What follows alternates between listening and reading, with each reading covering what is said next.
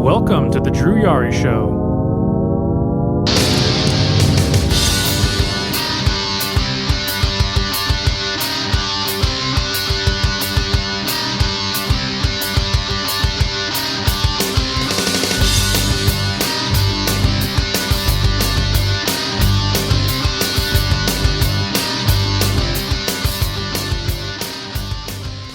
Hey guys, what is going on? It is the first show of the year. 2023, and we are back. And what's up, Maurice? And you guys already know who I am. I'm Drew, and joining me is my podcasting partner in crime. Dustin from Spinebuster Tees, spinebustertees.com. So how was your New Year's? What'd you do?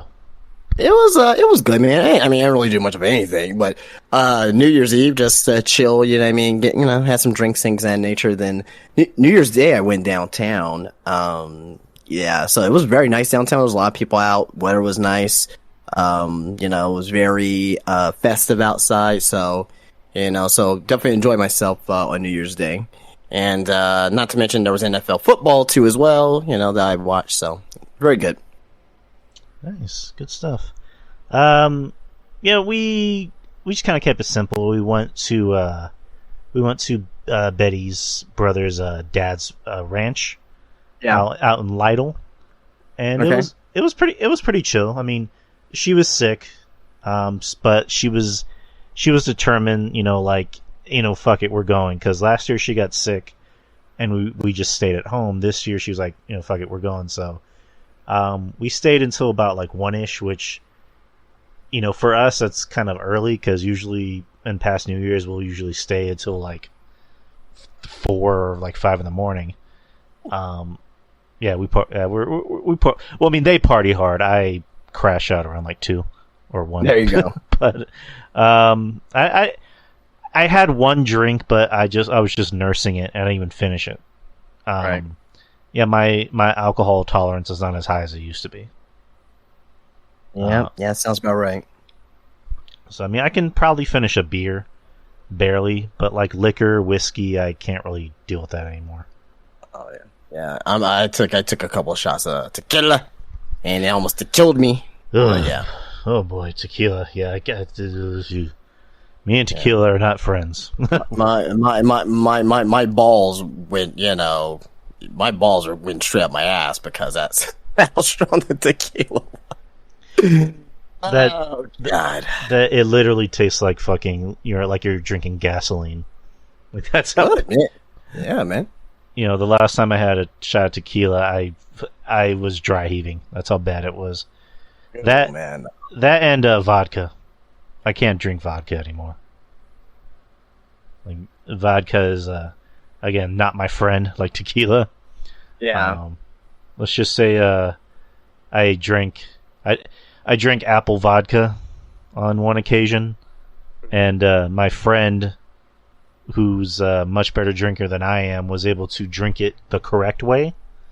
And by correct way, I mean he didn't decide to fucking, chug it down like I was.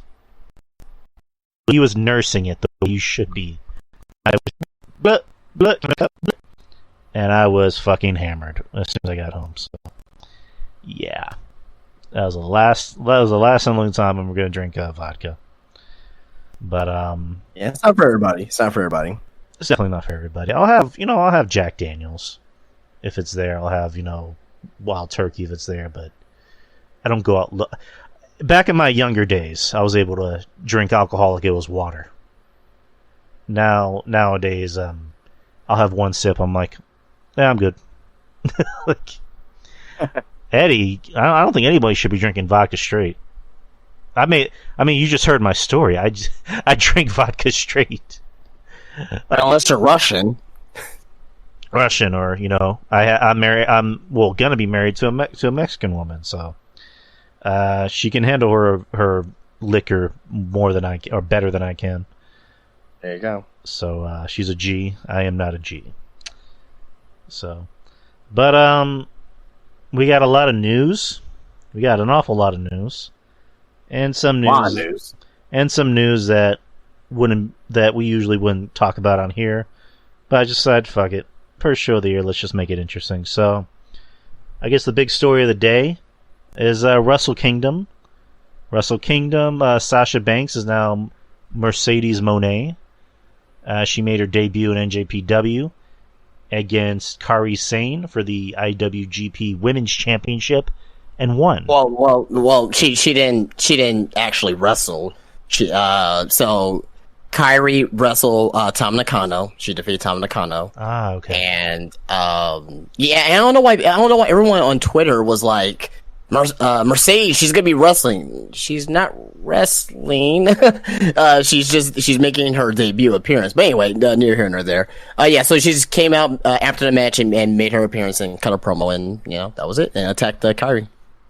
Okay, so I apologize on my part that I didn't probably do the research. I saw this at like 8 a.m. when I was getting ready for work, and I just saw it like, oh, she's in NJPW. I guess she won because she's holding a title. So, but as confirmed, she didn't actually wrestle. She just came out and made an appearance. So, is there any word on what her contract situation is? Currently, right now, she is going to be with Stardom. She is going to be wrestling Kairi. I believe it's in February. I don't have the exact date, but it's in San Jose, California. And I'm assuming that that's Mercedes. I get used to just calling her Mercedes now. Mercedes should be winning that title. I see a lot of things for her. One, that she's going to sign with AEW.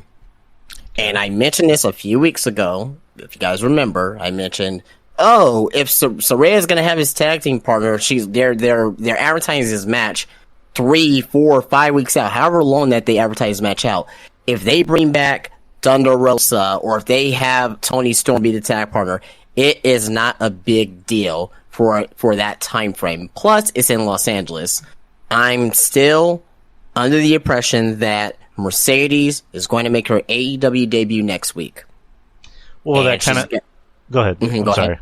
I was going to say that segues into a segment earlier in AEW where Britt Baker referred to herself as the boss. There you go. So that kind of all windows are right there. That kind of all but confirms next week that Mercedes, got to get used to calling her that, will be Saraya's mystery partner.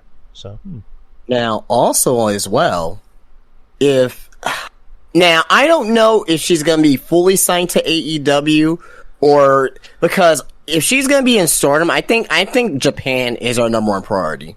Right. I honestly think that. I think that she may just do like a per appearance deal. Right. I also see her being in a one-on-one match at the next Forbidden Door. So she's going to come in as IWGP Women's Champion versus whoever's going to be the AEW Women's Champion at that time. It could be Britt Baker. It could be whoever, right? Whoever they decide to put the title on. But that's about 5-6 months from now before we decide that. So yeah, we just have to wait and see. Man, this promo with MJF and Bryan has been going on for a while. Like, Jesus. Yeah, I got to go back and watch this because I have it low here. So from what I'm seeing on Twitter, people are really loving this promo right now. So I got to go back and watch it. Yeah, like it literally started right when the show started. So yeah. So, I'm gonna listen to it too because I love Bryan. I like MJF. So it should be a good promo. Eddie's saying you're not missing much. We'll see.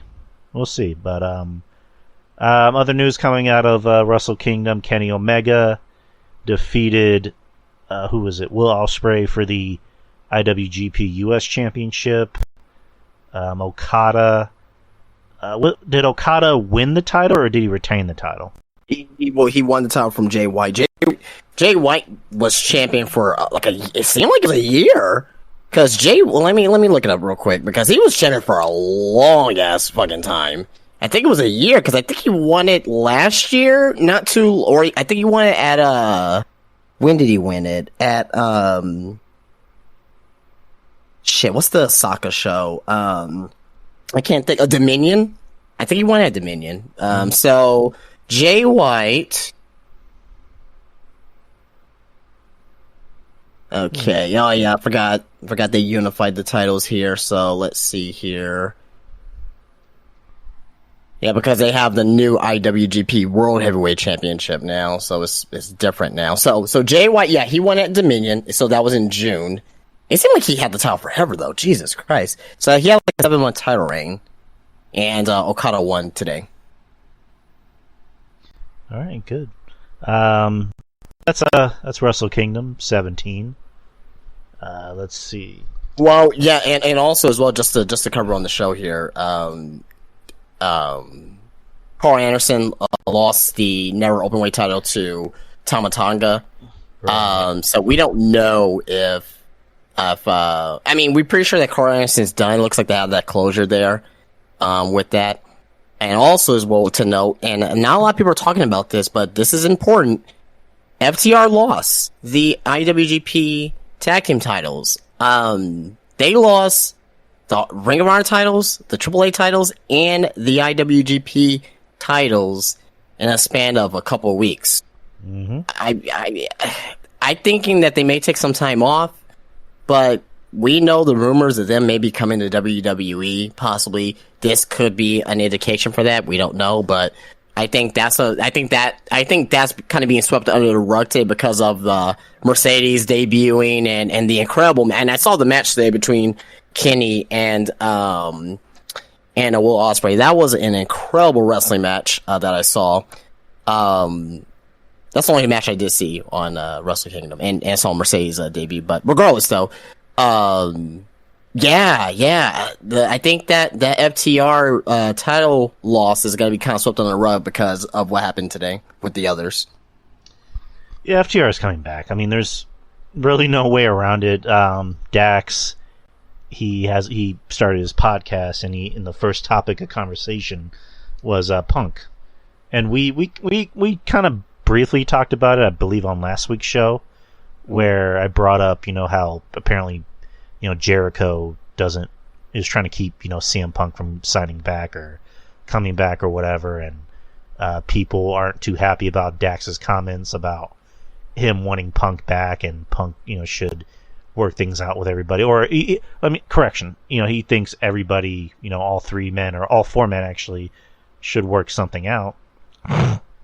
And then quickly, Dax changes his tune to, I think the Young Bucks are in the Mount Rushmore of tag teams. It's like, that's what I thought.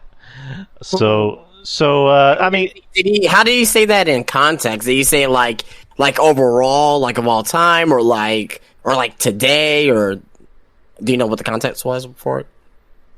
I briefly saw it, so let me pull it up real quick. Okay. If it's all time, then no. I don't think they're up there as far as best tag teams of all time. Influential, debatably. Here we go.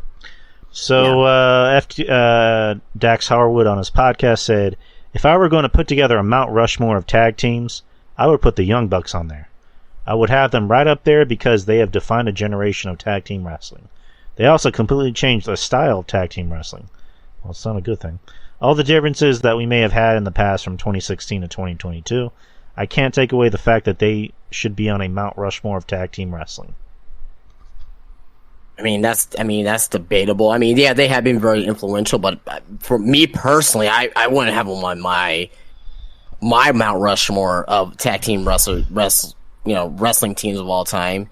Over the past 10 years, yeah, I'll have them there over the past 10 years, but not of all time, because you got like the Road Warriors, Edge and Christian, Dudley's, the Hardys, obviously, right? Like, those 4 right there, New Age Outlaws, you know what I mean? So, yeah, I mean, I don't 100% agree with that, but it's subjective, so, Going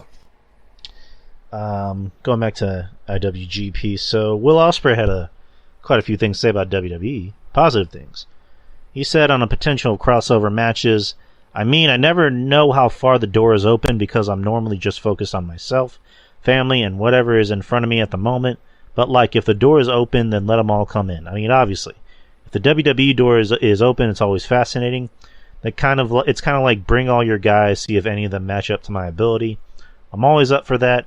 And same goes to AEW, same goes to Noah, Same goes to All Japan. If the doors open, let them come in. And then he mentioned how he would like to have a crossover match with Seth Rollins. That's kind of a dream match for him. And he also had comments about Triple H, where he said, I'm shocked at how, when talking about the new product, he says, I'm shocked at it, but in the same sense, now that Triple H is running the ship, it's got to be said, I think Triple H is a G. I think he's such a gangster. I've always liked him. He's a cool dude. He clearly watches what's going on outside of his bubble, which is amazing. The fact that he's allowed Carl to have this dual deal is cool. It does make me wonder what doors could be open. I always want to know who is the best out of their crop. I always like testing myself, and it would be very interesting if there was a way of making that door open. You never know. End quote. He also said today in his interview, so after the match, so for people who don't watch a lot of New Japan, they usually have like press conferences, with the individual wrestlers, like literally right after the match, and they'll just put it on Twitter or whatnot. So Will Ospreay questions if the sacrifices he has made are even worth it. That he only wanted one thing, and he said, given himself a year to accomplish it. And he said if he can't, he said then maybe it's time he went elsewhere.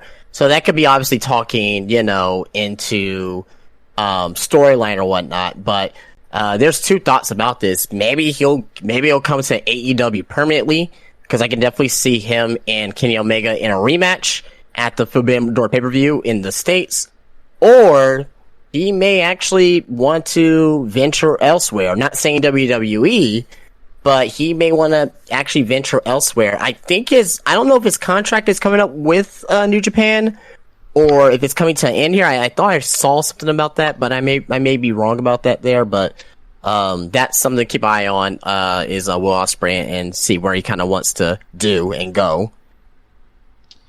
All right, so I'm looking up Will Ospreay's contract. It expires next year. Okay. So that makes 2024. Damn, 2024 is going to be a big year, man. Yeah, you have that. You got him, MJF. Like, it's going to be big, man. Yeah, it's going to be big for wrestling. I mean, you never know what's going to happen. We've had this conversation before about Triple H. Triple H, he's not like, Vince, in a sense where he lives in his own bubble and he only pays attention to WWE stuff, and he'll get his recommendations off of what other people tell him, whether it be negative or positive. Whereas Triple H, I believe he does watch other wrestling. Like, he does look for other wrestlers out there. Granted, does he watch everything? Probably not, but he'll watch whatever he can, and he'll hear names, and he'll have people say, he'll ask people, should I sign this guy? What do you think about this guy? What do you think about this girl?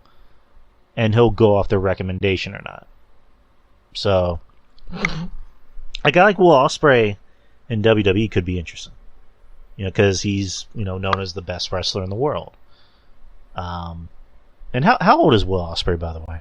He's in his 20s, I still want to think. Let's see. He is 29. All right, there we go. Turns 30 this year in May. That's crazy. So he's not even, I mean, technically he's not even in his prime yet. You know what I mean? Like, Will Ospreay, and a lot of people, say, flippy dippy, so. Okay, but, again, he's 29 years old. So, like, when we, first really got, exposed to him I first got exposed to him when, with the Ricochet Ospreay match, in New Japan for the, I think it was, the Best of the Super Juniors tournament. But, like, we really got exposed to him maybe for the past 5 years, if that right. And a lot of people say, oh man, this guy's incredible, he's doing, amazing stuff, but that's all he really does, is he doesn't really tell a story. Over the past year, if you, not necessarily have to watch New Japan, but if you, like, pay attention a little bit, kind of keep up a little bit, you're seeing that he's starting to tell more stories through his promos. And the promo that he did with Kenny Omega before, their match tonight, or yesterday, or however you want to see it, It was a damn good promo. It was a real promo from him because, he really did lose his best friend. He had to watch his funeral through an iPad. He had to, he had some, things that he was going through as well. Will Ospreay almost died himself. Not too long ago as well. Cause, he had a sickness as well that, we didn't know if he was going to come back from. So, yeah, no, just with that there, I think that if he comes over to WWE, he could do all the amazing stuff in the ring, but I think he's gonna be, he's gonna have some background to him, and he's gonna be able to tell stories probably better than what probably people are thinking. And with Triple H being in charge and being in front of him, he's gonna even enhance him even more. You know what I mean? So, like, his promo work is not fantastic, right? It's okay. His in-ring is fantastic, right? Very revolutionary here. And he's durable too because he's taking all these goddamn bumps. But yeah, we'll just have to wait and see on, what happens with Will Ospreay because, if his contract's up next year, I don't know if he'll go to AEW, and I know Tony Khan, he goes to AEW, Tony Khan probably wants him for multiple years, but maybe he can be like in a, per appearance deal, right? Be there for a year. And then, maybe he wants to explore his options somewhere else. So again, 2024 is going to be very interesting for Ospreay. How much of a pimp would Triple H be if he was able to nab both Will Ospreay and Kenny Omega? Like just imagine that. Just imagine how everyone's heads would explode. And I say that partly because Kenny's contract expires at the end of the month. Now, granted, he's gonna probably stay with AEW. Yeah. But it's one of those things of we didn't think Cody was gonna come back to WWE. We thought he was gonna be an AEW lifer. He probably would have ended up trying to buy the company, but he ended up going back to WWE. So it's one of those things of like we'll never know. But like it almost seems like he'll more than likely stay with AEW. But you never know what's going to happen in a month. Yeah, true. And Omega in his match tonight, his eye is basically swollen shut after that hard-hitting match against Ospreay. So they're saying that it may be they're not saying maybe a broken orbital bone, but there could be concerns about his orbital bone, and they're supposed to be wrestling next week. In Los Angeles, which is going to be to me, this Dynamite next week is going to be stacked. Like, just imagine everything that's going on this card here. But, if Omega is not fully clear to wrestle, that's going to be kind of an issue. I think he will be clear to wrestle, but I'm just saying if he's not, then that'll be an issue. And by the way, Omega's entrance was fucking fantastic. Mm-hmm. I don't play Final Fantasy, but I know of Final Fantasy VII. I know of Sephiroth, and I heard the Sephiroth theme. Him just coming out to the Sephiroth theme with the 1 week. Oh my god, that was spectacular. Loved it. Well, Kenny's a big gamer, so he likes to incorporate that in his entrance. So, as far as Kenny his injury status goes, I think if he does wrestle next week, it might be limited time. I wouldn't be surprised if you don't see him do too much wrestling. Like it might just be a thing of him getting the hot tag and doing the big moves. But again, I'm not the biggest Kenny guy, but I don't wish ill will. I don't wish that anything bad were to happen to him. So, here's hoping for a speedy recovery. Here's hoping he's okay. Just nothing but good things to say to Kenny. I'll just put it that way. Other news. I have a lot of news open actually. So we can talk about the Mandy thing. We can talk about William Regal. We can talk about Batista, Seth Rollins' injury, Josh Alexander, and what the fuck else? Oh wait, yeah, another Mandy Rose thing, but with Booker T, and then Raw, and then the Karen Angle thing. I don't know which one you want to start with. Sorry, man. Yeah, you pick it, man. Whatever you think is the most important, go for it.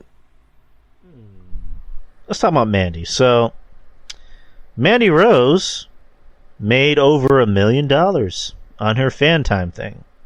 I don't want to say thing, but she has made $1 million since being released by WWE a month ago. Is there more? That's pretty much it. That was pretty much the story.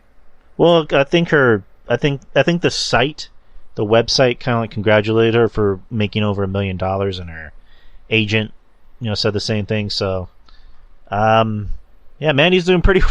She's doing pretty well. She's making almost as much money as not as much money, but she's basically Avatar right now. She's making a shit ton of money since leaving WWE. Booker T has some interesting comments to make. He says, and I quote, $1 million ain't going to take care of you for a solid year if you're living large. Booker T stated on his podcast, it isn't a lot of money for those who run expensive cars and live in luxurious homes. Furthermore, he opined that Rose is too talented to solely focus on her modeling pursuits and could have been more successful in WWE with the machine behind her. I think Rose launching a fan time account was the wrong decision, and I stand by that because I feel that Mandy's talent was so much more than her beauty. According to Booker, Rose could have made more money if she stayed with WWE and allowed the company to market her. The WWE Hall of Famer stated that while he isn't mad at Rose for making money, he believes that she has enough raw potential to have made it to the top in WWE. And that's pretty much the end of his quote. Yeah, I mean, I really have nothing to add on that. I mean, I would just say, just let her do her, kind of let her figure out. She's still young. Let her figure out what she wants to do. I mean, if she wants to do this full time, great. If not, then, she can, there's an open door back into wrestling, WWE preferably. So, we'll just have to wait and see. You know what I mean? It's still impressive that she's able to make this much money, and not have the WWE behind her, WWE machine behind her. So, he has some points where, $1 million isn't going to last, especially, you look at how Mandy lives. She lives in a nice house. She has a nice pool. I don't know how many cars she has. I don't know how materialistic she is. I doubt she's a materialistic type of person. But she seems I don't know about that. But I'm pretty sure she likes nice things per se, but right. I don't think she's fully entranced in her materials, but I think she is somewhat materialistic. Right. There's nothing wrong with that. But again, I don't really know how to word this well, but it's just, I think Mandy could be back in WWE, but it's one of those things of we don't know. I've said this time and time again. We don't know what she wants. We don't know what she wants to do, and you also can't. Jesus Christ, this fucking headphones. You also can't really underestimate how horny these guys are.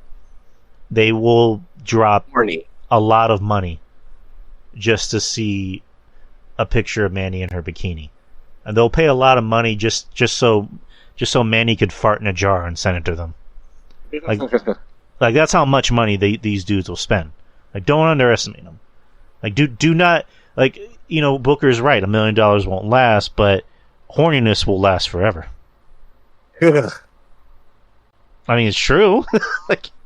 Is Mandy gonna live her whole life doing that? Probably not, because I can't picture her being someone that's I actually want to work. I actually want to. Not to say that she's not doing anything for her money, but I think she eventually will want to actually work and save up that money for something else. So, she could be back in WWE. She could be in Hollywood. She could, do something else, work in real estate. Or, open up her own gym, open up her own, fitness center. I don't know. But, we're not hating. We love the hustle. Good on Mandy for making that money and not letting that money make her. Let's see what else we have. Close that. We already talked about it. William Regal is back with WWE officially. This morning, Regal made his return to WWE, and he has now taken on a vice president role in the company.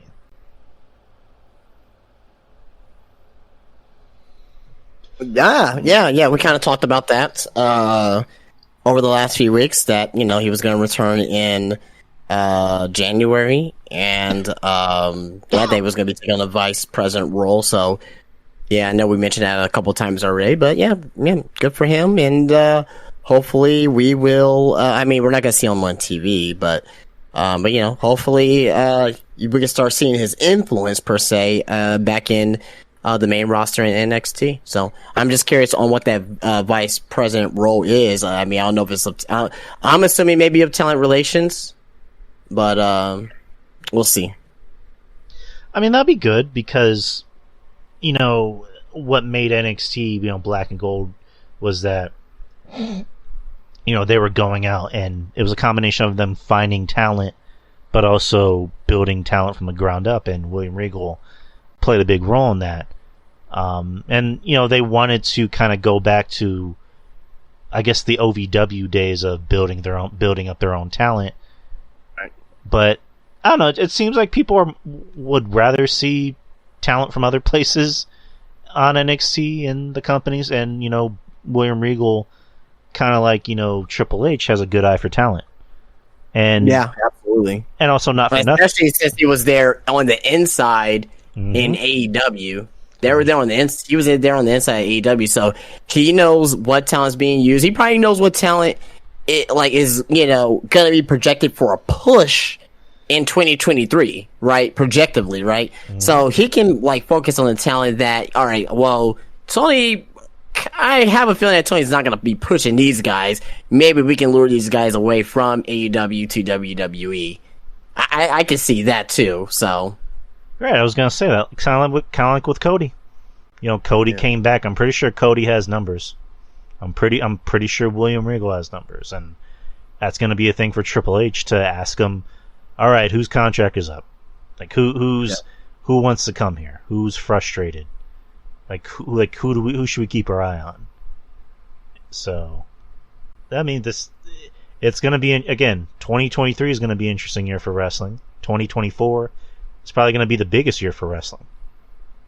Because, again, you got Regal, and Cody possibly telling, Triple H, hey, sign MJF. This MJF kid has something. You might want to keep your eye on him. Or same thing with a Will Ospreay. Keep your eye on Will Ospreay. Because Cody worked in NJPW, and did they ever work together, Ospreay and Cody? So Ospreay, he was there. I mean, because he was in Ring of Honor too in 2016 to 2018. So I'm pretty sure that they crossed each other's paths for sure. Either in the United Kingdom, Ring of Honor.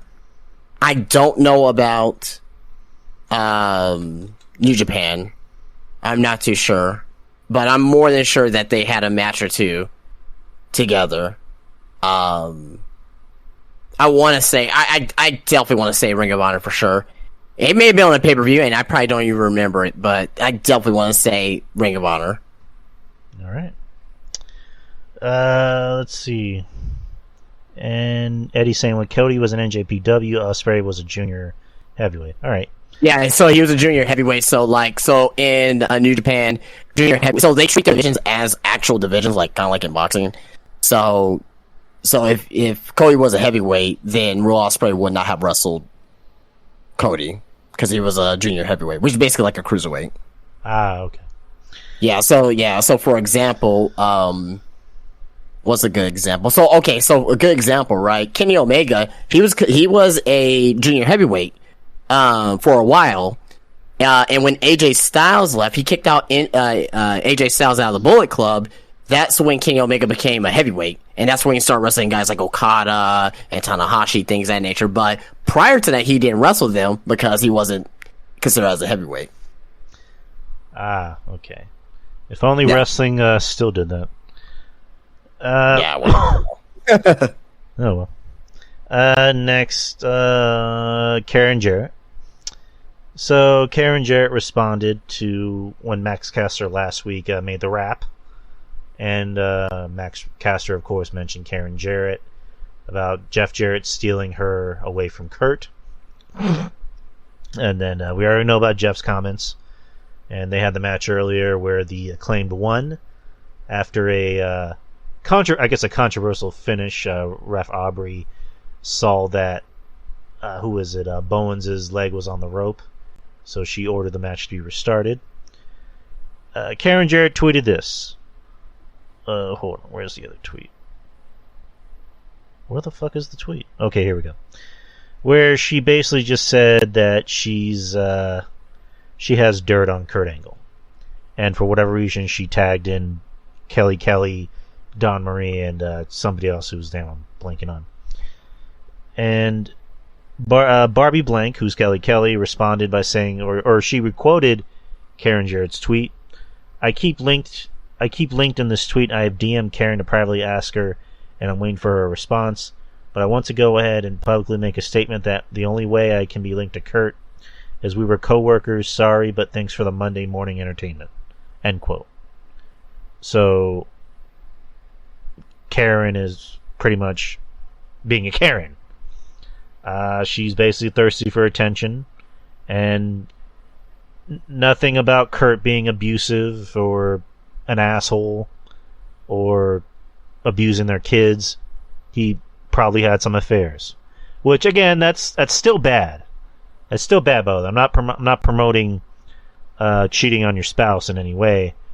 What I am saying is, compared to most things that people have gotten in trouble for, like serious abusive things, or racial things, homophobic things, having marital affairs is kind of low on the totem pole of bad things. So I think it was kind of like widely known that Kurt Angle and Dawn Marie had an affair.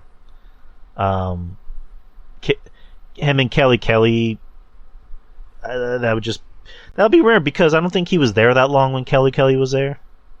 Yeah, because and remember, Kelly was 19.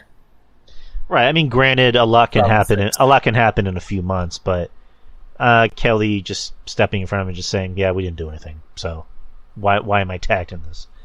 So, but I mean, of course, she's gonna deny it. I mean, I'm not saying that she did either, but I'm just saying, like, she's not gonna be like, "Yeah, I fucked your husband. Yeah, fucked him good." Like, I don't know. Yeah, but it's just for Karen to do shit like that. I mean, again, that's just kind of a very cunny thing. Like, I don't see what you're getting out of this. Besides, trying to expose your ex-husband for having premarital affairs and the fact that you're tagging people in it. No, it's just kind of a very cunny thing to do. It's just, if it happened, it happened. Get over it. Like, you're married, Kurt's married, you guys are living your lives. Just, unless he abused you, then that would be a bad thing. But having premarital affairs, like I mentioned, it's very low compared to, like, most bad things that people can get exposed for, or people can get in trouble for. So, and you notice how that just kind of went away, like, pretty quickly, right? Yeah.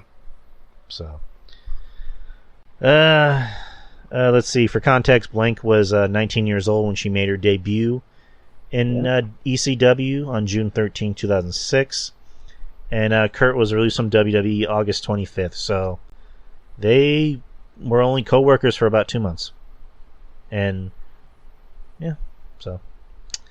I mean, even though they were co-workers for only 2 months, I mean, that doesn't mean that he, just because you doesn't mean that guys stop being friends, you know what I mean? So, but I'm not saying, right. Go ahead. But I'm not saying, like, that's different though, because she was brand new to the business, and he was well established. So, but I don't know. Yeah, the whole thing with Kelly, people want to say that, oh, she slept around. It's like, okay, you take a really good-looking girl, a really good-looking young girl who's an adult, who's already, well enough to be an adult, and you place her in an environment with really good-looking, in-shape jack guys. What do you think's going to happen? Like, so, I mean, is it really that shocking that she got around? No. And again, we don't care. Like, I don't slut shame. I've never slut shame. I slut courage. So if Kelly wanted to get some dick, let her get some dick. Not my problem. And if she's happy, we're happy. Right, Justin? Sure. She, that Kelly, she's part Roman. What do you mean? Like just part Roman, like Roman, like from Rome, Italy. Oh, so you mean Italian, right? Well, I guess so, Italian, but her name was Dixis Maximus.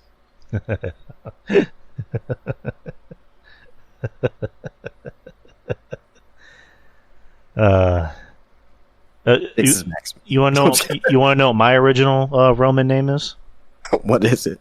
Biggest Dickus. Biggest Dickus. There you go. Amazing. Love it. Other news. Let's see. Yeah, we're gonna show some love to Impact people. Just be here when it happens. So Josh Alexander has surpassed a record in Impact Wrestling as the longest reigning Impact Wrestling World Champion in the company's history. At 200 and what's today, the 4th, so 256 days. And that's more than Bobby Roode, who held the title for 256 days from October 2011 to July 2012. So, hey, good on Josh. Good on Josh Alexander for doing something. Yeah, man, he's very underrated, man. I don't think he gets enough credit for what he does. Obviously because he's in Impact, but it's kind of a shame on how we view certain wrestlers for the company that they work for. You know what I mean? But it is what it is. That's just the beast of social media or whatnot. But I think he's been, from what I've been seeing, with his reign and paying attention to some of the stuff that's been going on into back. He seems to be a very credible world champion now. I don't know about this match against, Bully Ray at Hard to Kill. I don't know about that. I don't know how's that gonna do. But outside of that, man, he's been a very, very good wrestler, man. Very, very good wrestler. So good for him. Yeah, I mean, another guy that, I know I just complimented him, but it's just one of those things. I was just like, dude, why? Like, it just seems like you're a big fish in a small pond. Like, it'd be interesting to see him in WWE. Maybe pair him with fucking Alpha Academy. I think he'll probably, and I'll probably think he'll probably do better maybe in AEW. Probably not, because AEW wanted Josh Alexander over Ethan Page because I don't know if you know, Ethan Page and Josh Alexander, they were a tag team called the North. I remember. And in Impact, and AEW really wanted they really wanted Josh Alexander over Ethan Page. So I could definitely see him being somebody that can be in the TNT division for sure. You know what I mean? And somebody like him versus Bryan Danielson. Oh my God, sign me up for that. Like, it'd be an incredible match. Yeah, that'd be interesting to see him in AEW. I think he could probably be, I guess, a bigger star in AEW compared to like WWE. He'd probably just be more of a gimmick wrestler in WWE compared to like AEW. So, I don't know. He also seems like the type of guy that just likes doing what he does, that prefers his own freedom. And he's a married man, right? He has kids. Yeah, he's married. Yeah, he seems like he prefers a schedule to just go to Impact, wrestle maybe twice a week, and then just go home. So, that's not a bad deal, especially if you're a wrestler and you have a family, kind of like in AEW, where most of the guys who are married and have kids seem like they're happy in AEW because they only get to wrestle maybe like once or twice a week, and they get to go home and just chill with their family. So, couldn't ask for a better schedule if you have a family. For sure. We got the main event coming up, Samoa Joe versus Darby Allin for the TNT Championship. Darby is the hometown kid. He's a Seattle boy, so pretty Yeah, interesting. Joe's winning. Yeah, Joe's winning. There's no doubt. Joe cut off what's Wardlow's man bun, which good because a big imposing monster of a guy should not have a man bun. I mean, that what made Wardlow different, though. Now he's gonna look like everybody else. Yeah, but he should not have a man bun. I liked it. I mean, I think if somebody can pull that off and look as good as that guy, I mean, let him do whatever the hell he wants. I mean, granted, I'm not going to sit here and be like, it's ruining him. It's like, yeah, but I'd prefer it if it just wasn't there. But, you know. Wait till he comes out, he's probably going to get... I mean, he's going to get a reaction by default, but, like, he's... like, God, man, I don't want to see him with this haircut. Like, this is going to look bad. He's going to come out. He's going to come out, and this is going to look terrible. I'm just saying. I thought you were going to say he's going to come out and he's going to have a man bun. A fake man bun. Like, Joe's going to be like... Joe's going to be like, what the fuck? I cut that off last week. Aha! You didn't. Yeah, fast-growing hair. What you didn't know is my body is made out of Play-Doh. Oh, man. But, Gumby. yeah, that paint looks pretty cool on Darby. Yeah, I love his paint jobs. I love his paint jobs, man. Like his action figures and shit, man, is like so like his AEW action figures is so fucking cool because he has a lot of different face paint jobs and they has so. But good shit. I like Darby. I mean, oh my god, what is that? Is that his brother that he's attacking? Let's see. It said 17-year-old guy, and it didn't specify if it was his brother. That's Nick Wayne? I guess whoever that is. You said a 17-year-old guy. So are you talking about the wrestler?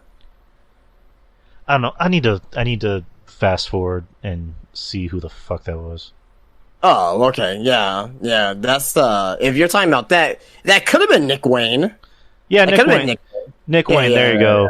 17-year-old wrestling prodigy signed to an AEW contract. Yeah, he's fucking good too for his age. He's really good. I seen some of his GCW stuff, and he's pretty good, man, for 17 years old, man. I don't know. I'm kind of on the fence about like teenagers signing with companies or wrestling companies. I mean, so, but I don't know. We'll see. We'll see how good he is. Hey, Kyle, what's up? But yeah, I like Darby. I mean, of all the, I guess the smaller looking guys, if that's the best way to put it. I like Darby because his stuff actually like packs a punch it packs a punch. You know what I mean? Like when he's going for like his dives, it looks like he's fucking Sonic the Hedgehog. Jesus Christ, man, this guy's a fucking maniac. Oh yeah, he's a fucking maniac, man. Tell me, you can tell who his favorite wrestler was when growing up. Like Jeff Hardy. You don't even have to ask him who was your favorite wrestler growing up. You don't even have to ask the guy. It's like you look like Jeff Hardy, so you like Jeff Hardy. Seriously. I don't know. I just remember in high school, like middle school and high school, like girls that didn't even watch wrestling would be like, "I like Jeff Hardy. He's hot." Pretty much, yeah. So. I mean, he was the lady killer. He was the lady killer. I guess another piece of news. It's not really news. It's just Batista making a comment about The Rock. He was in GQ and he was talked about comparisons from being a former wrestler. God damn it! That fucking echo. Go away. Go away. Okay. It's still there. Fuck it. So he was on GQ talking about a variety of topics, one such topic being having his acting career as a former WWE star and a professional wrestler. Compared to The Rock, he put, "I never wanted to be the next Rock, I just wanted to be a good fucking actor. A respected actor. I'm afraid of things. I'm nervous about things, but I can force myself to do things that make me uncomfortable, because I know I'm not going to get anywhere if I don't. I may cringe after the fact, but I'm not going to let that fear hold me back." End quote. Okay, yeah. I mean, I know he wants to be a more respected actor. I think out of all the wrestling actors that came into professional wrestling, he's definitely one of the best for sure. Like pure actors. Not to say that he's a great actor in general, but he's definitely a good actor. Yeah. I mean, granted, he got lucky with a lot of his roles. I mean, Guardians of the Galaxy, that kind of fell into his lap, but the director took a chance on him and liked him so much that he actually wrote more lines specifically for him because he liked him so much, and he was able to pull off that role. And he's been in other films too. He was in Blade Runner, where he didn't have to be the big, strong, angry guy. He was in Dune, which I wasn't a big Dune fan, but people liked it, so he was apparently good in that. Yeah, he was in Spectre as well. Played Mr. Hinks. Yes. He didn't talk much. He didn't talk much in the movie, but his physicality. Spectre sucks, by the way. Like, it's one of the worst Bond movies ever. Like, I was so upset with that movie, but regardless, like, yeah, but Batista was good in it, though. He did a good job for the most part.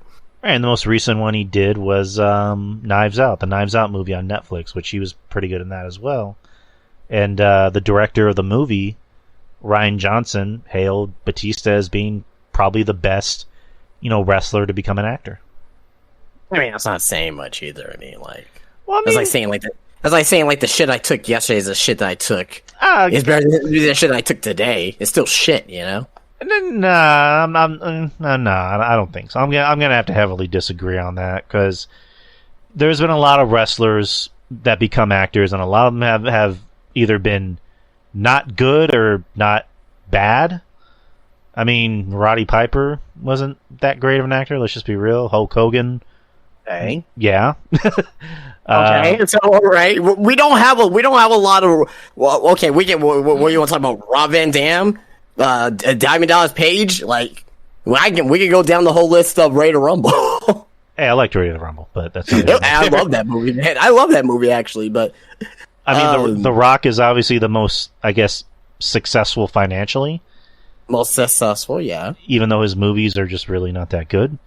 Right. Cena, I think, is maybe the second best wrestler turned actor.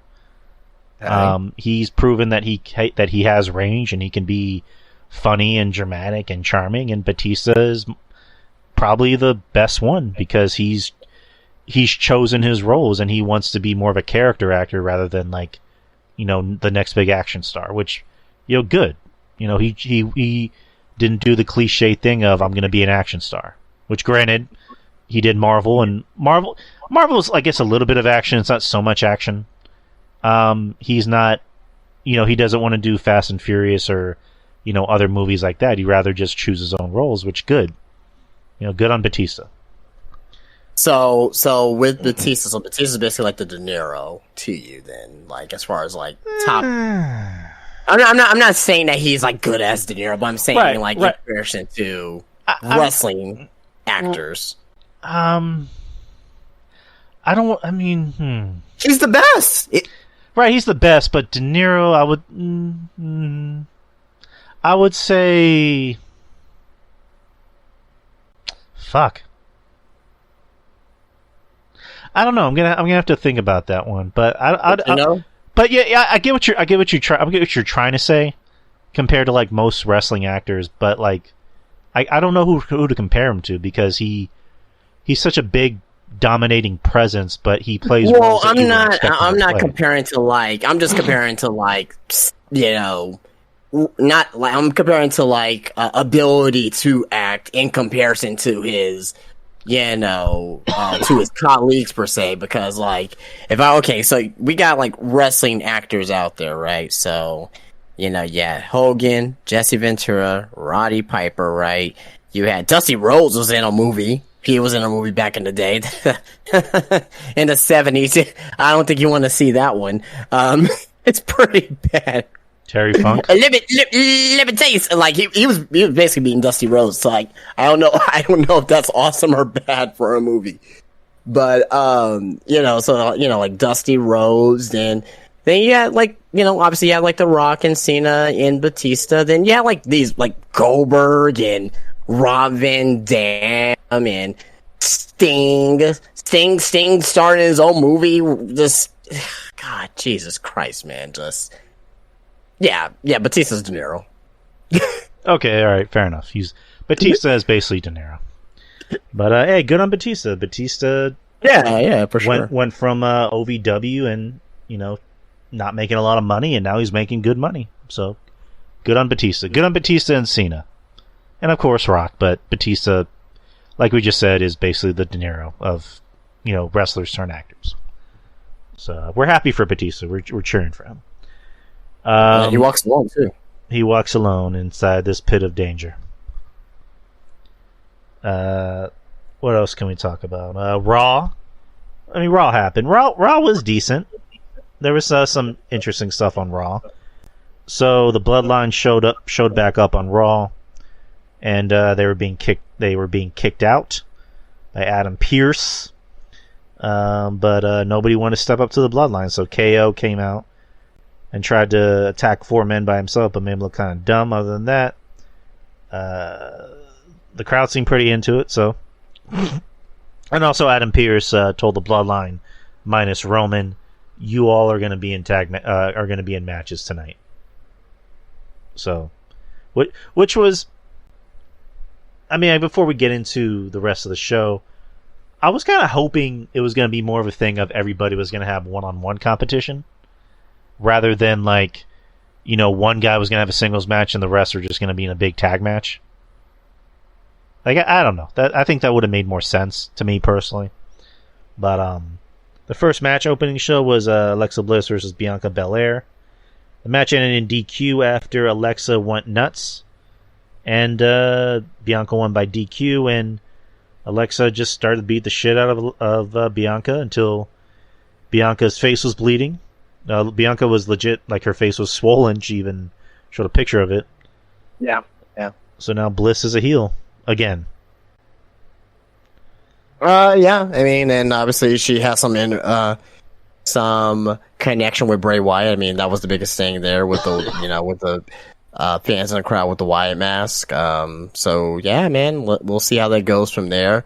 But yeah, Alexa is, I mean, to me, she turned heel when she hit Bianca over the head with the vase. But shit! Fucking Darby beat Joe. What? Yep. You're way ahead of me. Oh shit, am I? My bad. Yeah. You're way ahead of me. He beat him with 2 coffin drops. Oh, yeah, well, okay. I'm happy for Darby. I am. But I question it because you're building up Samoa Joe. You just had him cut Wardlow's hair, and then you have him lose to Darby. I guess his hometown. I get it, I understand it, right? But hey, not so much about Darby. I'm glad that he's champion. I'm glad he's gonna be on TV more frequently again. But again, what was the whole situation with Joe and Wardlow and basically Joe basically screwing Wardlow out of the TNT title and all that? Now that story doesn't have any meaning because of this. You know what I mean? So I don't know. I guess the story they can make with it is Wardlow doesn't care about the title anymore. He just wants to kill Joe. I get that, yes, but they were making the story of Samoa Joe being, I am the greatest, or he says, I'm the king of television and all that, and they were really just starting that gimmick with them. So I'm very conflicted with this here. I don't know how to feel about it. I don't know how to feel about it. Yeah, that's AEW does some weird shit. Again, it's not a downgrade per se with Darby being champion. I think it's about the same. He's a 2-time champion now. You know what I mean? But I feel that Darby. Okay, so then what happens when Darby loses the title? Is he gonna be elevated to the main event, or is he gonna just go back down to where he was? I feel that Darby's not really elevating himself with this title win. You know what I mean? I don't feel that it's gonna make a difference once he loses the title. You know what I mean? Because I feel that Tony Khan just may put him back down to where he was from before. So I don't know how to feel about Like, I mean, I don't know. I don't know, because I'm looking on Twitter right now, and I'm seeing people kind of saying like how I am. They kind of lukewarm on it. You know what I mean? Like, they don't hate it. Just kind of like, what? You know what I mean? Like, okay, you know what I mean? But whatever. Oh, that's the thing about Darby. It's just they always give him these start and stop pushes, and like you said, it just doesn't make any sense because it's just we're happy, but what now? Like, what's this going to mean for Wardlow, who the guy was over, and then as soon as he became champion, it seemed like that was the worst thing that ever happened to him. Yeah, because if he beats Samoa Joe, okay, great, he wins the feud with Samoa Joe, but he doesn't get anything attached to that. Samoa Joe Samoa Joe should have been utilized to put. I mean, he did put over. Okay, let me back up. But the story was Wardlow winning back the TNT title and starting a real TNT reign because Joe put him over. That was the story. But instead of, now you had Darby beat Joe. Okay. Like, come on. Okay. I mean, it's whatever, man. Like, it's whatever. It is what it is. I mean, they're gonna do what they're gonna do, but I mean, yeah. Yeah, that's basically AEW in a nutshell. Going back to Raw, Elias wrestled Solo Sikoa in a street fight. I thought this was entertaining. I enjoyed it. I enjoyed it for what it was. Of course, Solo getting the win.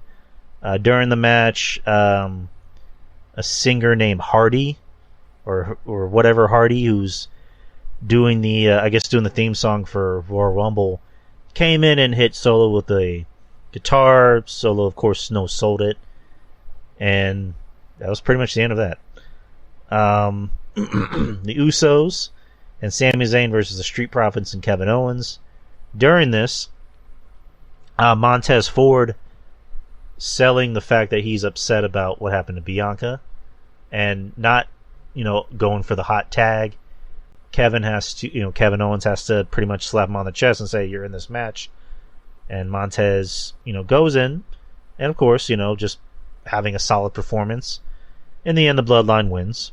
So after the match, the Bloodline comes in and tries to take everyone out. The Brawling Brutes and Drew McIntyre come in to clean up shop. So now we have that storyline continuing. Let me ask you this. So about Montez, do you think this sets up a potential heel turn for him? I mean, we know that it's in the waiting wings that he wants a singles run, but I mean, and it was kind of teased before. I mean, I don't see it yet, but at the same time, I'm not surprised if we see it either. So, honestly, with Raw though, I'll be honest, like, I only caught maybe like the first hour of Raw, then I transitioned to Monday Night Football. What happened with the Bills player? Right. Yeah, because that was kind of priority for me because that was I had a lot of people that was kind of messaging me about it too, is what we were kind of talking about. But in reference to this here, I think it can be coming down the line. I mean, one of them is going to have to, not necessarily turn heel, but one of them is going to have to, try to go with a singles run eventually here. But first, before that happens, we need more tag teams. So FTR needs to get there. Ciampa needs to get back. So maybe him and Gargano needs to put together DIY. You know what I mean? So we need more tag teams first before we get rid. Because if you get rid of the Street Profits, that's the top 3 tag team in the WWE. They are a top 3 tag team in the WWE. So, you really need to fill some big shoes with that if you break them up. I mean, you're not wrong. You got to make sure that tag team division is intact before you decide to split anyone up. So you're saying you pretty much you didn't see like the rest of Raw after this? I kept up with it, but I wasn't watching it live. I kind of went back and watched some of the highlights or whatnot, but Monday Night Football was was a priority. Because the whole DeMar Hamlin situation was I had to make sure that the guy was. I mean, I wasn't there or anything, obviously, right? But like, I was just hoping that the guy was okay, man, and I was trying to keep up with everything. So, did you saw everything what happened with Skip Bayless? And, yeah. I saw the hit, saw him stand up, saw him fall back down, unfortunately, and watching everyone's reactions to it. Skip Bayless is in hot water.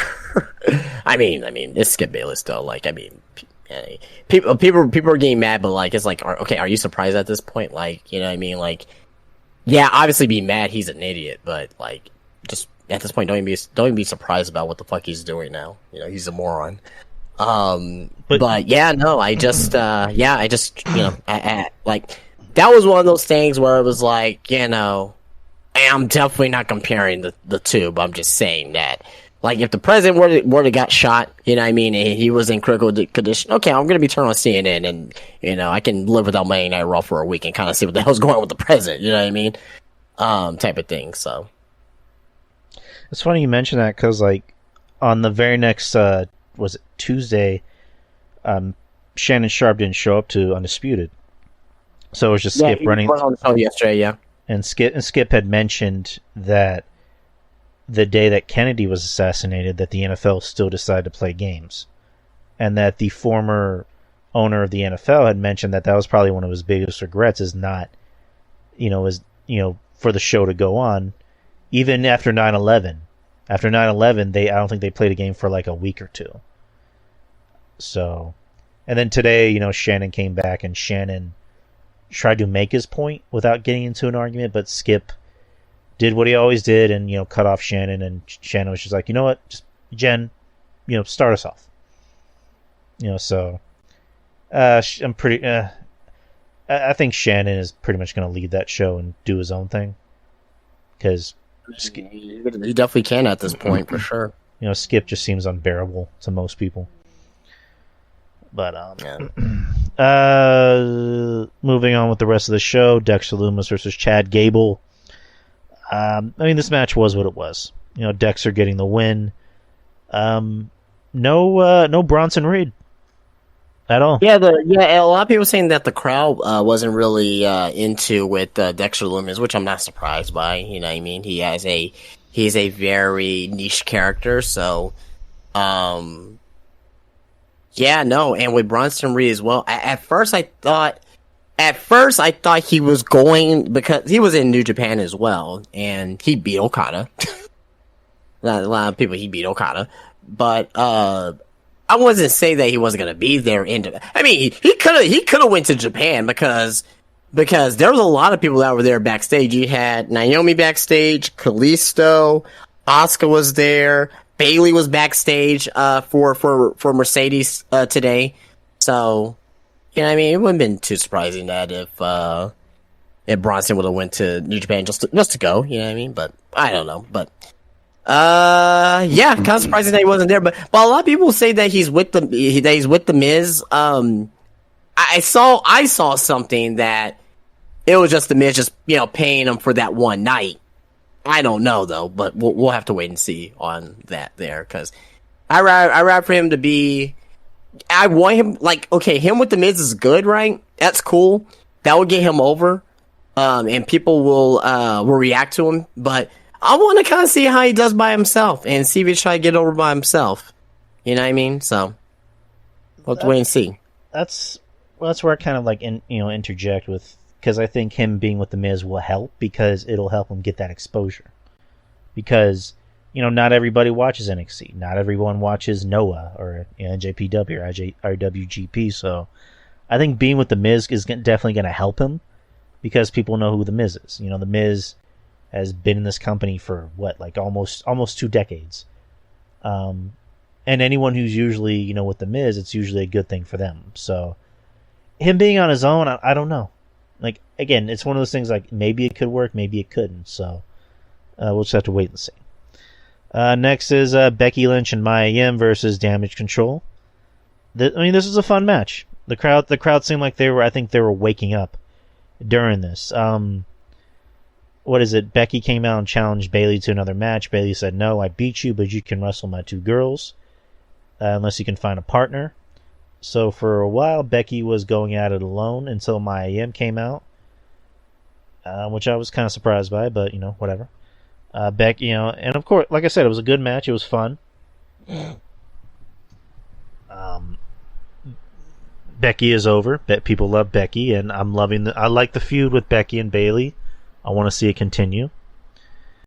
And Damage Control won. And then you got the main event. Austin Theory versus Seth Rollins. I thought this was a really good match. I thought this match really showcased why Austin... Excellent match. Very excellent. Oh, yeah. It really showcased why Austin Theory is the guy that WWE thinks he is. Like, he is going to be that guy. Maybe this year won't be his year, but next year is definitely going to be his year. Mark my words. Like, he will be world champion in 2024. Oh, yeah. There's no doubt about that. Like, if Cody's going to have a long title reign, I think Austin's going to be the guy that dethrones him. There's no ifs, ands, or buts about it. Like, Austin proved himself in that main event. Seth Rollins proved why he is really goddamn good and that he can have a great match with anyone. I love the match. I really thought it was good. I like the ending. I was thinking to myself, does Austin really need to win by a heel move? But then I realized, wait, he's a heel. So, yeah, I was fine with the ending. So Austin wins. After the match, Seth Rollins put up a tweet, redesign, rebuild, reclaim. So it looks like Seth is hurt. The extent of the injury is no. Do you know how severe the injury is? If he mentioned. With Seth Rollins' injury, I don't think it's 100% serious.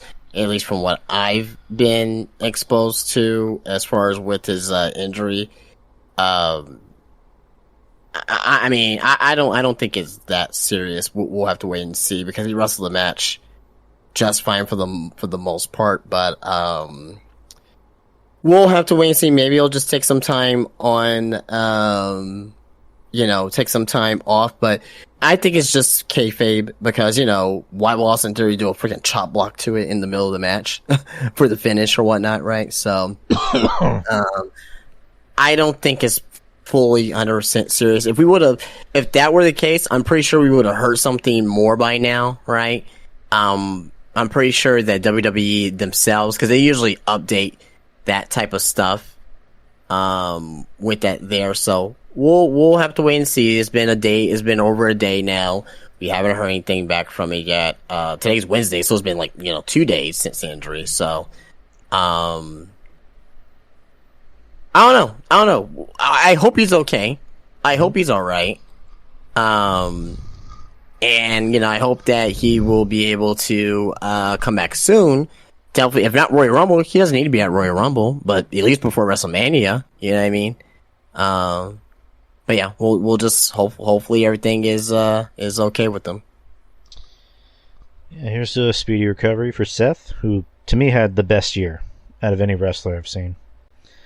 Other news, I just saw this. A&E announces return of WWE programming. The rumored episodes for A&E's biography WWE Legends will premiere the night of February 19th. These 6 documentaries for Season 3 will focus on the following WWE Hall of Famers. Kane. China. That's interesting. Dusty Rhodes, Jake Roberts, the Sheik, Iron Sheik, and the NWO. It is also reported that in November that Season 3 will also feature Randy Orton and Hall of Famer Ricky Steamboat. It was also reported that WWE and AEW were working on a biography documentary for Paige, despite her signing with AEW. There's no word yet on the status of the docs on Paige, Orton, and Steamboat. Season 2 of WWE Rivals and Season 2 of WWE's Most Wanted Treasures will also return on February 19th. And WWE spinoff of A&E's popular biography series premiered in April 24th. So it's just telling us what we already know. So Let's see. Yeah. So yeah, we're getting Kane, China, Dusty, Jake Roberts, and Iron Sheik in the NWO, and supposedly Randy Orton and Ricky Steamboat. Iron Sheik's gonna be fantastic. Just him just being like, I fucking break his back and made him humble.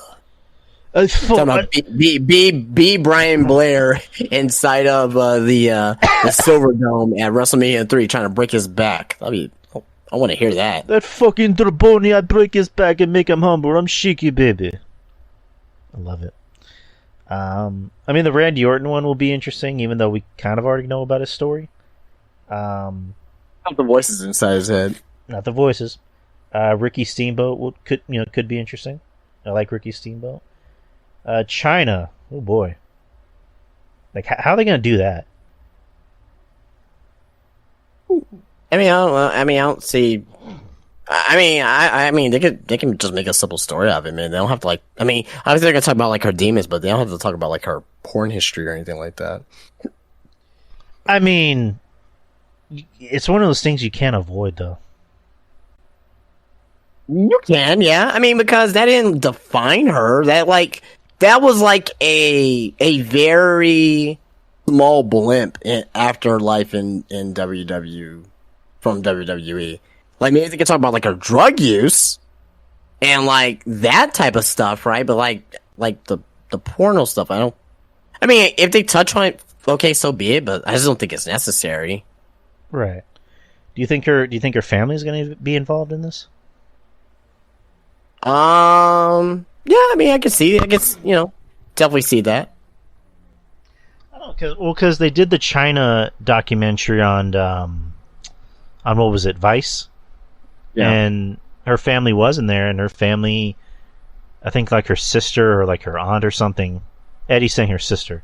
Yeah, I remember her sister kind of like, saying not so nice things about Triple H. Well, yeah, and that's the thing is Triple H, and now he's the one that's running the company. So I mean, I'm pretty sure that since they're going to be making this on China, I'm pretty sure that they're on, I won't say good terms, but they're on cordial terms at least for this to happen. But at the end of the day, I mean, she's going to see a big paycheck out of it, so of course she probably wants to do it too. You know what I mean? So yeah, Triple H is basically the Elliot Ness of wrestling. He knows how to get his man, or in this case, his woman. Is he Elliot Ness or the Mountie? The Mountie. There you go. The Mountie. He always knows how to get his man. What were the other ones? Jake Roberts, which that's interesting because he's in AEW. Yeah, but he has a WWE Legends contract, so Cody. There's like action figures and stuff still being made of him. So, well, not Cody, but Dusty, of course. Cody's going to be involved in that. Dustin, more than likely, is going to be involved in it. And what were the other ones? What were the other ones I mentioned? NWO, which that's been done to death. Yeah, I mean, like, if you live through that, like, I mean, I don't know, like, how much you can really, All right. Like, it's, all you really need to watch is if you guys know of the Legends of Wrestling Roundtable that WWE, that's some of the best programming that WWE has done. Outside, like, the documentaries and stuff, like the Legends of Wrestling Roundtable, like, just great stories, man. But anyway, they had the one when they did the NWO, and Kevin Nash was there when they were talking about Sting money. Sting money was $100,000, and basically Scott Hall was already going to WCW, and he was talking to Nash, and Nash was like, what's it looking like? He's like, over Sting money. So, yeah, man, like, I'm pretty sure they're gonna go through that again and, talk about, it was supposed to be Sting that was supposed to be the third man. Then Hogan's gonna be like, no, brother, I wanted to, be the third man or whatever. So, there you go. It's, I like those roundtable shows. Those it's fantastic shit. I just remember, I like the Kevin Nash story about when he decided to sign. It was when, it was the day of In Your House, and like the main event was it Bret Hart and Diesel, and Bret Hart didn't want to take the power bomb because I thought it made him look weak. And then Taker apparently got up and yelled at Bret and said, "Motherfucker, not everything's always about you." And the decision was made that Bret didn't want to take the power bomb, and Vince was okay with it. And that's when Kevin went up to Scott Hall, and Scott Hall was in the shower, and he said, "Tell Bischoff I'm in." And Scott was about to hug Kevin. Kevin's like, "Nah, no, we don't need to hug." So just picture Kevin Nash telling that story. What other news can we talk about? Nick Aldis is officially a free agent. Yep.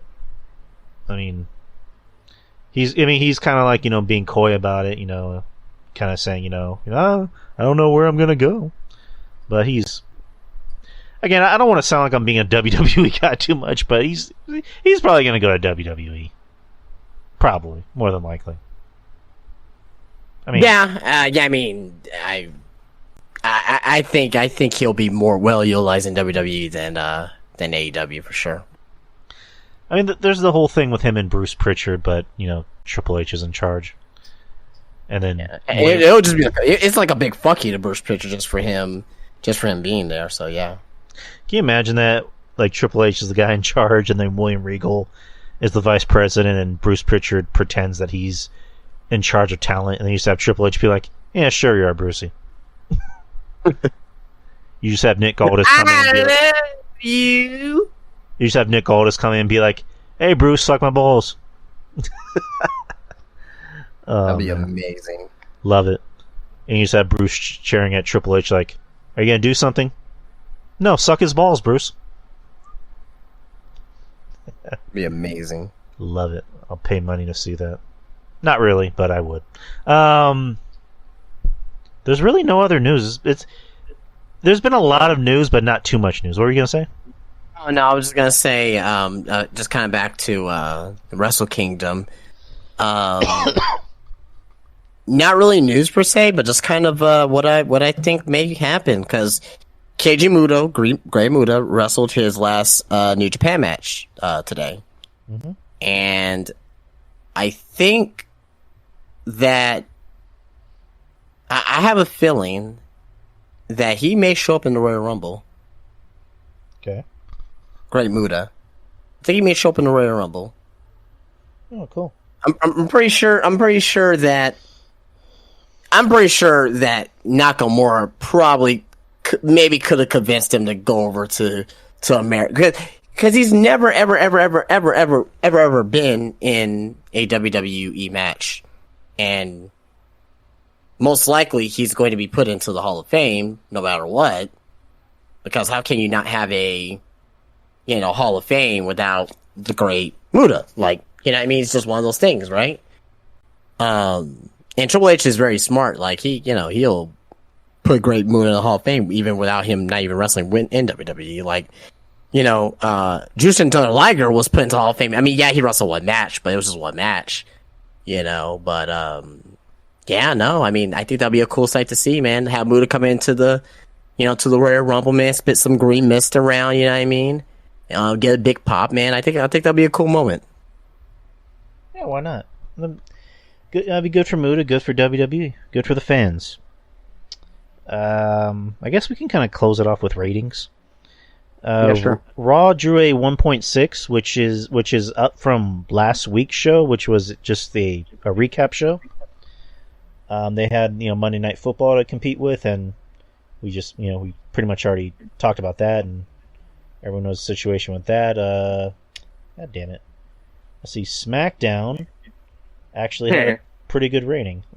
Let's get to that. They drew a 2.6. Yeah. Which is their I knew they were going to get to a 3.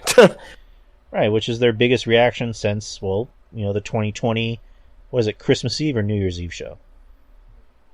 I think it was Christmas Eve. Sorry, guys, I have a cough. On NXT, I don't think the ratings have come out yet. But let me look up Alvarez real quick. He'll have that readily available. Usually they come out Wednesday afternoons around 3 o'clock for the most part. Let me see if I have the NXT rating here. Okay, so NXT.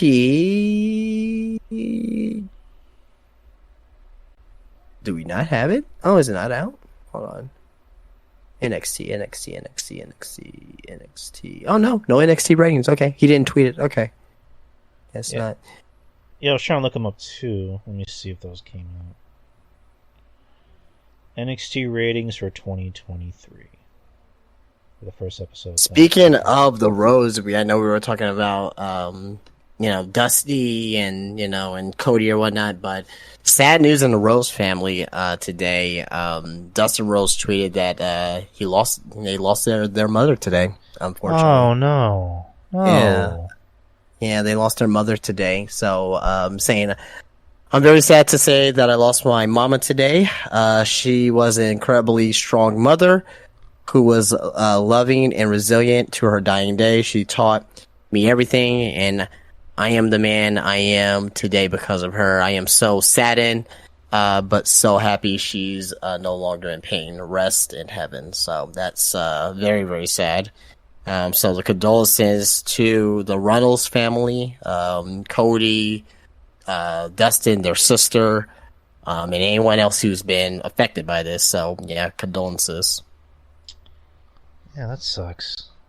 That is really terrible. Condolences to the Rhodes family, Dustin, for losing his mom. That sucks. At any age, whether you're 15 or 50, 60, losing a parent is always gonna suck.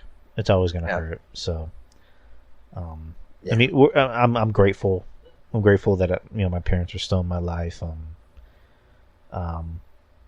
We're all grateful if we have one of our parents still in our life or both. So I don't mean to get too mushy. Just cherish the time that you have with your loved ones while they're still here. I try to do that as much as I can. I guess we'll kind of transition into more happy news. So during the MJF promo with Danielson challenged MJF to a 1-hour Iron Man match for the AEW title. Yeah, interesting. I'm with it, man. Something different to see on AEW TV. I know people are probably gonna poo-poo and piss over it. It's gonna be an hour long, though. I mean, you had that hour draw, right? With what was it with Omega and Danielson when they had that hour draw? It was I forgot who it was, or it was either like Hangman or Danielson. I forget, but whatever match that was, it can work and they can make it work. But yeah, man, this is gonna put MJF up to the stratosphere with work rate because he's gonna have to do a fucking Iron Man match with Danielson. He's with the right guys, so we'll just have to wait and see on how they pull it off. I mean, MJF can work. I mean, MJF is not the best worker, but he's not terrible. I mean, his whole gimmick is basically that he's a shit talker, but I think he can have good matches. He had great matches with Punk. So you can have good matches with Punk. You can certainly have good matches with Danielson. So I'm intrigued to see when this will be, whether it's going to be on Dynamite or at a pay-per-view. It's at Revolution. So when's Revolution? That should be in March. Hold on. So AEW Revolution. Let's see here. So AEW Revolution is on March 5th. All right, so 2 months away. Yeah. So are they really going to wait until March 5th? Yeah, why not? They got time to build up. They did that with Moxley and not Moxley, but MJF and Punk. They built that shit up last year to Revolution. That took 2 months to build up to. They'll be fine. All right. I mean, hopefully it does happen at a pay-per-view because that's a pay-per-view match right there. I mean, they'll make the pay-per-view 6 hours long. It'll end at 4 a.m. But who's counting? Maurice is saying Colby Corino is a free agent. Yeah, good for him. Colby Corino is a free agent. Yeah. He announced that I believe a couple days ago on Twitter. So, yeah, that's pretty much it for the news and all the reviews. review shows. I don't know, is there anything you wanted to bring up? Nothing much. No, I mean, I will say just go back. If you haven't already, go out and watch that Kenny Omega and Will Ospreay match. You know what I mean? A very good professional wrestling match. And what else, man? I can't really think of anything else that's pressing today. But it's just been this week Japan because the January 4th show has been obviously that's like their WrestleMania. So other than that, I can't really think of anything. We got SmackDown on Friday, so that should be a good show. We'll see on the we'll see the after effects of the Roman Reigns and Sami Zayn losing, if Roman's gonna be there or not. So we'll just have to wait and see on that. Oh, and then next Tuesday is going to be NXT New Year's Evil on Tuesday. It's just going to be an episode of NXT, and then on February is going to be when they take it on the road for what the fuck's it called? Vengeance Day. There you go, Vengeance Day. Is it Vengeance Day? Vengeance Day, yeah. There you go. It's going to be in Charlotte, North Kakalaki.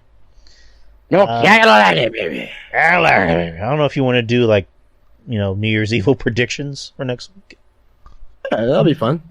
All right, so far, fun. I mean, they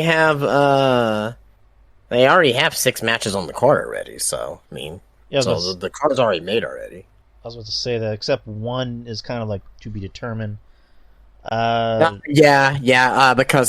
Pretty Deadly has a gauntlet match, so we know Pretty Deadly is going to be in a gauntlet match. But there's going to be 3 teams to be determined, so by a process of elimination, you can kind of guess what the teams are going to be, so, yeah.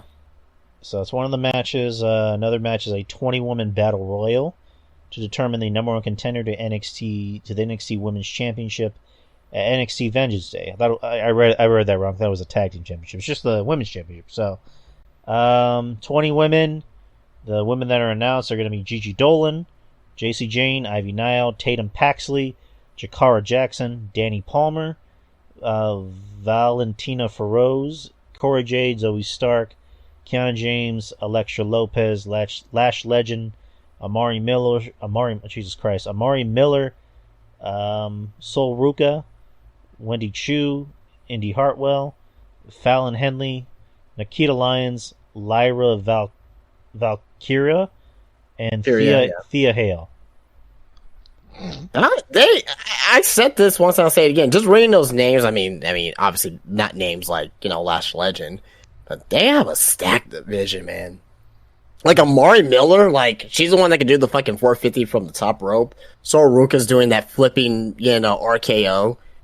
Then you got, Gigi Dolan, JC Jane, and Tim Paxley, Ivy Nile, and Cora Jade, and you mentioned Alexa Lopez, Kiana James, and that's not even including Tiffany Stratton, who I think may be coming back next week. But I did hear the voice on NXT last time. I was like, that doesn't even sound like Tiffany Stratton's voice. I can see her whoever's gonna be this person coming back. I could see them taking out one of these women and actually becoming the you know what I mean, and actually going into that match as the person that's gonna win it. So it could be Tiffany Stratton. So we'll have to wait and see. I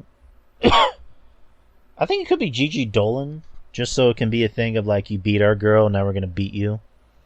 Maybe it can kind of have what's her name, Roxy feud with Toxic Attraction. She'll have a match with Gigi and then she can have a match with JC. Just to get her wrong. I don't know if I'm up for that, but I see what you're saying. But I don't know if I'm up for that. I think because it's gonna have to be a heel, and they're definitely heels. They're gonna have to hold off Cora Jade. I can honestly see maybe somebody like Zoe Stark, maybe Kiana James. If they want to give Alexa Lopez that position, I don't agree with it, but whatever. Or maybe somebody like Indy Hartwell as well. So they have a lot of options to go with in this match, for sure. What about Zoe? Zoe Stark? Did I mention Zoe Stark? I'm not sure if you did. I don't know if I did, but yeah, definitely Zoe Stark. She's definitely, she's like high priority, like top tier, a possible winner for sure.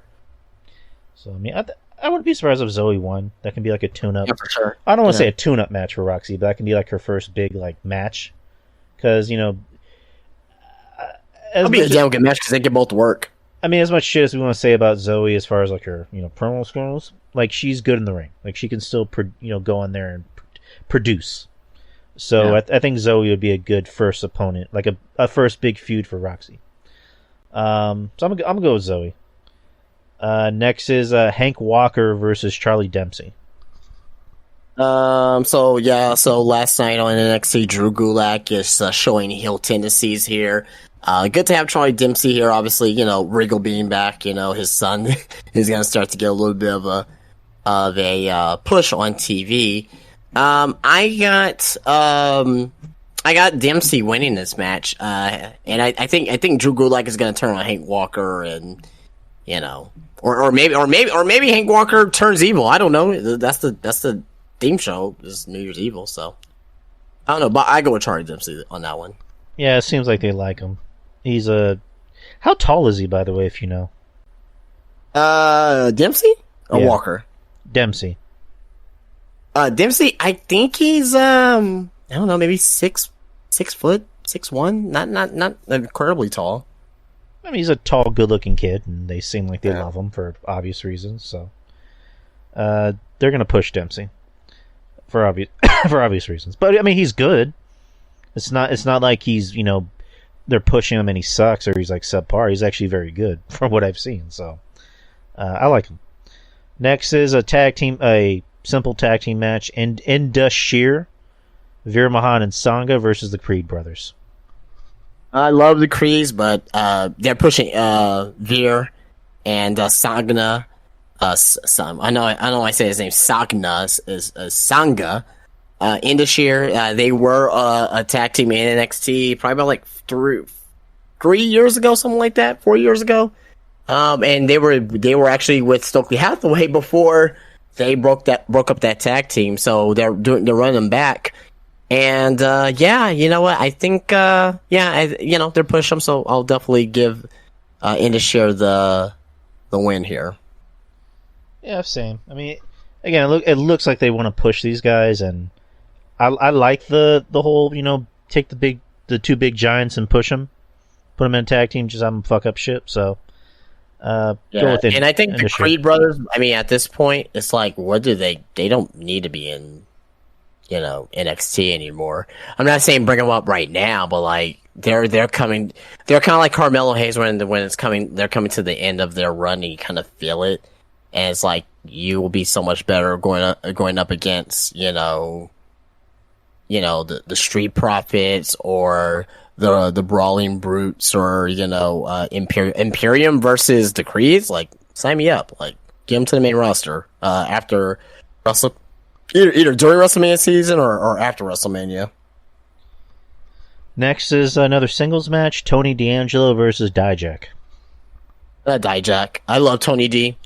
But just right now, Dijak, he's fresh, he's new. They need to keep him strong, so Dijak. What do you make of his new gimmick? Because I guess he's supposed to be like the Terminator, or what is he supposed to be exactly? He's just. I mean, I can't really officially tell you what it is, but like he's just really just somebody who just kicks ass and he just wants to destroy and he wants to bring his own version of justice to NXT. I don't know. Make what you will of it. It's just he's more serious now. He has a more serious, brooding look. I can't tell you what the gimmick is, though. I can tell you what the traits are, but I can't tell you what the gimmick is. Maurice is saying, has anyone noticed that Dijak looks like Matt Cardona, but a growth spurt? Yeah, I can see that. It's a goatee. Yeah, Dijak's stuff. I mean, I like Dijak. I'm just the gimmick. I'm not saying I hate the gimmick. I'm trying to make heads or tails about what the gimmick is supposed to be. Right, exactly, yeah. So, we'll see. And then the main event, NXT Championship, Braun Breaker versus Grayson Waller. Braun.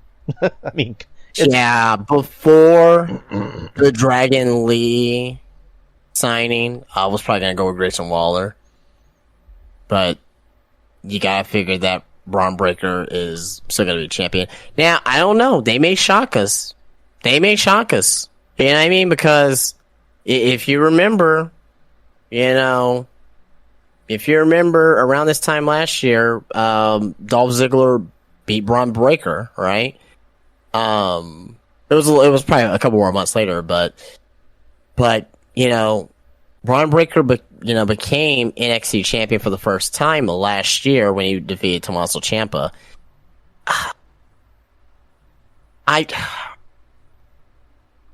I want to say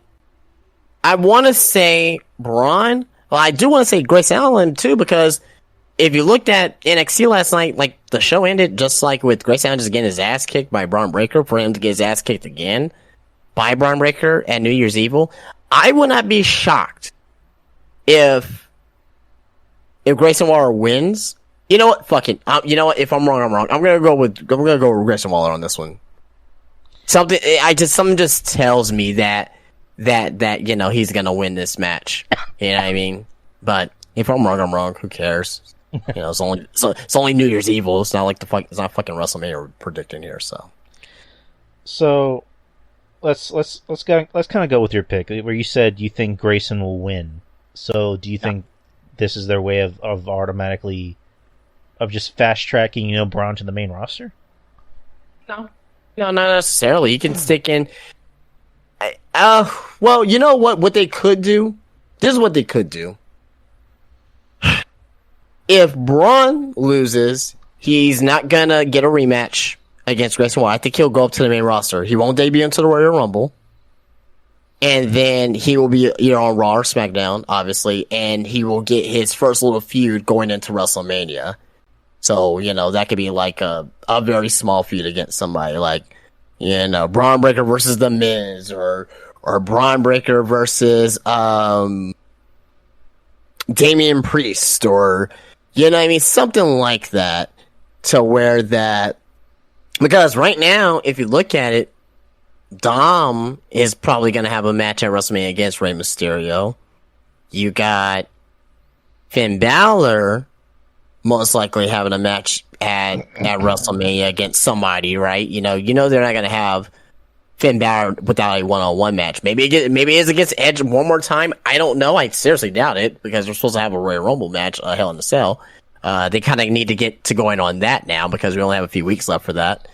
But yeah, that kind of just leaves with Damian Priest not really doing anything. You know what I mean? So maybe Braun Breaker gets on Raw, and Braun Breaker versus Damian Priest. That'll be a good little first little feud for him. You know what I mean? But I don't know. I'm just fantasy booking. It's kind of interesting. So, like, you kind of read my mind a little bit about Braun. So, over the weekend, I was doing the show with Monty and RJ for the Trifecta Threat. It's the other show I do. I'm not the host. Where the subject came up about Bobby Lashley, about what exactly does he have planned for Mania, because it seems like we already know what Cody's going to do. We know what Roman's going to do. We kind of know what John Cena is going to do, and Logan Paul. And we were kind of going over different scenarios on what they can do with Lashley, because at the moment it just seems like he's kind of dead in the water. And I was just kind of throwing out random ideas, like, what about Bobby Lashley versus Edge? What about Bobby Lashley versus, fill in the blank? And then I just kind of just spitballed. I'm like, what about Bobby Lashley versus Braun Breaker? Like, that'd be a good, like Big E said, big meaty men bumping meat. That'd be a perfect match for Big E. Yeah, that would be interesting. I don't know if that's the first I would do, but that would be interesting. I mean, I wouldn't be, opposed to that match, but, yeah, no, that will definitely be interesting for sure. I think that you should probably start off Braun in a tame feud, right? Like I said, I think him versus Damian Priest would probably be a good first feud here. But even you can even do him versus, let's say, Braun Breaker versus shit. I don't know, man. Braun Breaker versus. This is not gonna happen. I'm just naming names. Gunther. Not gonna happen. Actually, I don't want that to happen. Not that early, right? Right. Or you can do, Braun Breaker versus, who else? Who else could we name out there that would make some sense? Braun Breaker versus Gargano. Yeah, I mean that can be okay, right? Braun Breaker versus Riddle. You know what I mean? If Riddle's in a good place, he can come back. You know what I mean? What about Cross? Braun Breaker versus Cross. I'll be okay with that. Yeah, I'll be okay with that. I just gotta know what kind of story they need to do to get there. Braun Breaker versus Ricochet. I'll be down for that. You know what I mean? Two styles clashing with each other. We already saw what Braun Breaker can do with Carmelo Hayes. You know what I mean? It'd be pretty much the same thing with Ricochet, just be on a bigger stage. So yeah, no, I mean there's options there for him. I think the biggest ones right now is maybe Braun versus maybe versus Lashley. Even though I'm not really in love with that there. Maybe versus Lashley. Or maybe Braun Breaker versus Bronson Reed. That'll be a damn good match there, you know what I mean? Mm-hmm. Braun Breaker versus Bronson Reed, or Braun Breaker versus Damian Priest. Like I'll be down with either one of those two for sure. And not for nothing, I forgot to mention during the Raw review, so they were teasing in a blink and you'll miss it. MVP with Shelton Benjamin and Cedric Alexander. So teasing the reformation of the Hurt Business, which is something that a lot of people have been, pining for the longest time. So, I mean, we'll see. I mean, why the fuck not? I mean, especially under the Triple H regime. Why not? Why not bring back the Hurt Business? So, but yeah, that's pretty much it. It's kind of a shorter shows than what we usually do. So, did about an hour and 49, and we had a lot of news to talk about. But thank you guys for joining us for the first show of 2023, and in 2 weeks on the 15th will be my 5th anniversary in podcasting. Yeah. So we're gonna break out the champagne, the fancy drinks, and we're gonna. Justin's gonna bring crack. I told him not to bring crack, but when it comes to crack and Justin, I can't get between that. Yeah, so I mean, it's gonna happen. You know what I mean? I'm gonna be all cracked out. Eddie's gonna bring the porn. It's gonna be awesome. It's gonna be great. But yeah, in 2 weeks it's gonna be pretty awesome. I haven't really planned it out. I should probably plan it out. So, yeah. Eddie, you saying I'll bring the porn and the booze. Awesome. You got a great show to go. So, Justin, go ahead and plug your stuff. Yeah, of course, you guys know where to find me. I am on Instagram, Spinebuster Tees on Instagram. Big things coming this year in 2023. I actually messaged the manager of the leasing office at the mall I'm looking to have my store at, and in reference to that here, so I got some figures, so that way I kind of know what I need to prepare for, in the summertime this year. So big things coming from that. SpinebusterTees.com, guys. Go ahead on there. We've got the winter sale going on all winter long here. Winter 10 at checkout. Get extra 10% off. Also, as well, another thing as well, not to people know about, is if you buy $50 or more, you get free shipping. Get free shipping, man. So a lot of great stuff on the website there. Go check it out. So check that out. We're gonna have T-shirts, action figures, pop figures, trading cards, literally anything wrestling related, man. It's gonna be an awesome thing, and appreciate you guys' support. From if you just like my tweets, not like my tweets, but like my post, or share my post, or buy a T-shirt, or whatever. I appreciate the support here. So, but yeah, very exciting time this year for myself. Very exciting indeed. Support the homie. Support his stuff. And buy a shirt, dude. Head over to spinebustertees.com and buy yourself a shirt. Get some good shit. You won't be disappointed. And of course, you guys know where to find me. I'm all over social media. You can find me on Spreaker. You can find me on Google Podcast, iTunes. You can find me on YouTube as well. And of course, Patreon is just $5 a month. And just put out a new show with RJ. We did a show on New Year's Eve, so you can look for that. Also, the Trifecta Threat, which I do with Monty as the host, Brother Monty and RJ. It's a three-way. It's pretty hot. It's very sexual. We cover a lot of very sexy topics.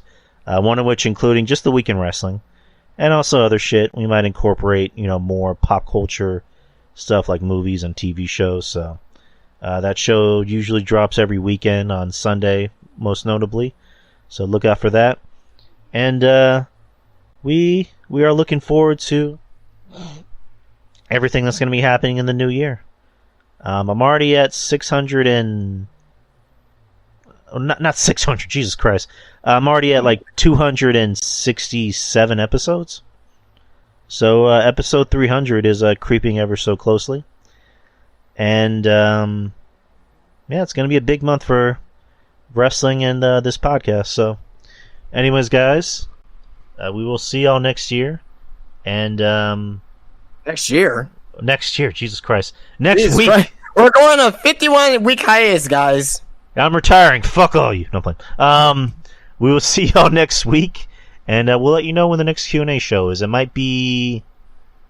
Well, it's not going to be on... We'll probably just do one, because, the Rumble is going to be on a Saturday. But we'll have to talk about when we'll do the next Q&A show. So, with that being said, put in your questions.